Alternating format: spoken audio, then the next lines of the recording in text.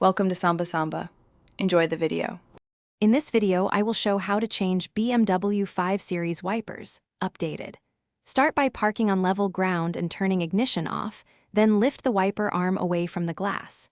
Protect the windshield with a soft cloth, press the release tab on the blade, and slide the blade off the hook. Inspect the arm and connector for corrosion, align the new blade with the hook, and snap it firmly into place. Begin by lifting the wiper arm carefully until it locks in the lifted position, placing a cloth under the tip to protect the glass. Locate and press the small release tab where the blade meets the arm, then slide the blade downward and off the hook connection.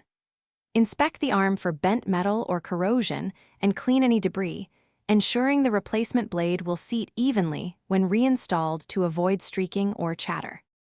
Align the new blade with the arm hook, orienting any adapters to match the connector on your BMW 5 Series. Slide the blade into the hook until it clicks securely, then lower the arm gently back onto the windshield to avoid snapping the blade into glass. Run the wipers at low speed and inspect for even contact, replacing again if there is streaking, skipping, or noise so visibility remains optimal in rain or snow. Thanks for watching. Consider subscribing if we helped you.